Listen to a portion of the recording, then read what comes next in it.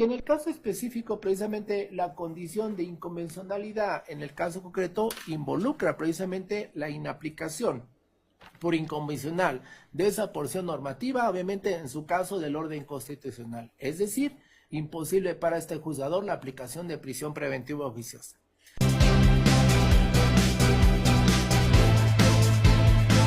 Es menester referir que el 19 constitucional refiere que deberá existir este principio y necesidad de justificación de subsidiariedad a la cual se obliga el Ministerio Público.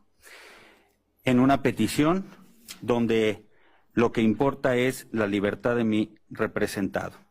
Y el Ministerio Público no se hace cargo, en términos del 155 del Código Nacional, porque las 13 anteriores a la que él solicita no son suficientes de manera independiente o bien de manera combinada para asegurar que mi representado le dé continuidad y seguimiento a este proceso penal.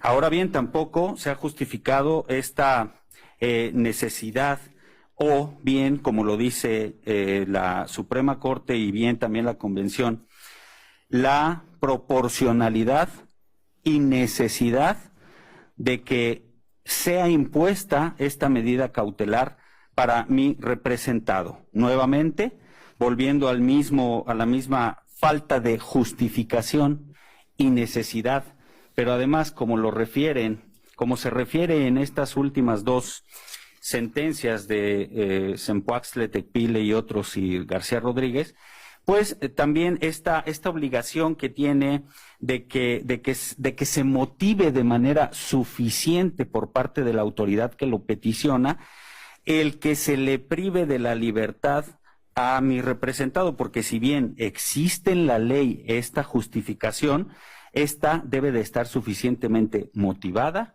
y justificada para que esta no sea ilícita. Por lo tanto, su señoría, nosotros propondríamos que se le imponga una medida cautelar diversa, combinada entre ellas, como lo puede ser la fracción primera, la presentación periódica cada 15 días, la exhibición de una garantía y el sometimiento y el cuidado o vigilancia de la institución que corresponda. Esa es mi propuesta. Su señoría, ¿es cuánto? Bien, tengo información suficiente para resolver. Se declara cerrado el debate. Se procede a resolver con base en lo que establecen los artículos 19, párrafo segundo, parte primera del Pacto Federal, 153 a 171 de la Ley del Enjuiciamiento Penal Nacional, en especial análisis del 168 y 170 de la norma instrumental.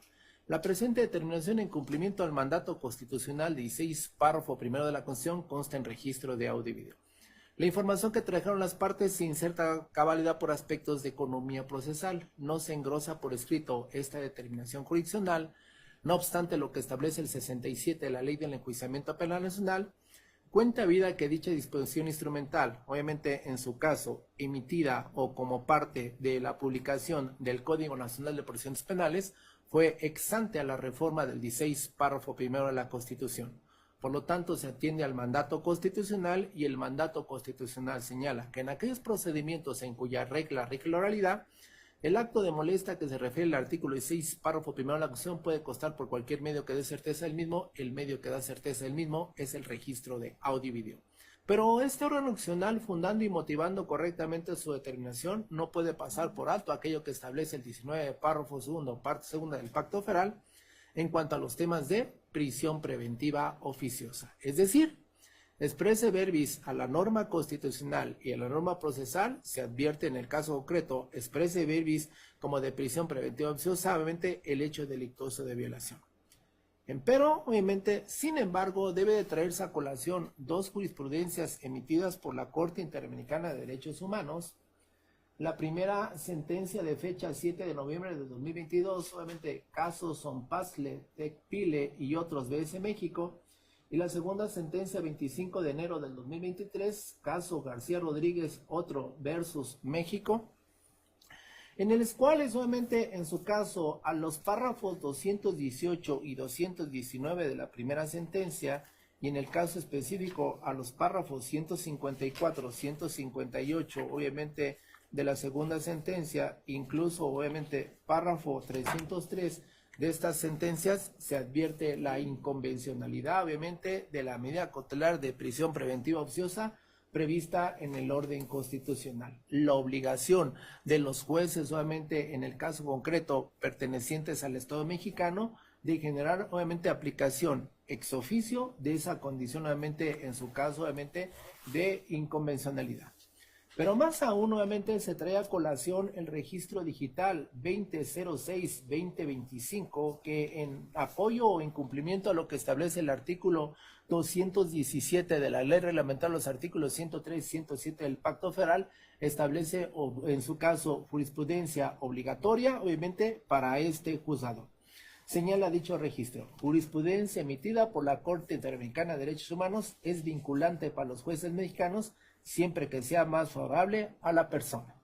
Sobre ese aspecto traigo a colación que en el caso concretamente en esta jurisprudencia de primera sala de la Suprema Corte de Justicia de la Nación, obligatoria para este orden nacional, se señala: los criterios jurisprudenciales de la Corte Interamericana de Derechos Humanos, con independencia de que el Estado mexicano haya sido parte en el litigio en dicho tribunal, resultan vinculantes para los jueces nacionales al constituir una extensión de la Convención Americana sobre los Derechos Humanos, toda vez que en dichos criterios se determina el contenido de los derechos humanos establecidos en ese tratado. La fuerza vinculante de la jurisprudencia interamericana se desprende del propio mandato establecido en el artículo 1 constitucional, pues el principio pro persona obliga a los jueces nacionales a resolver cada caso atendiendo a la interpretación más favorable de la persona.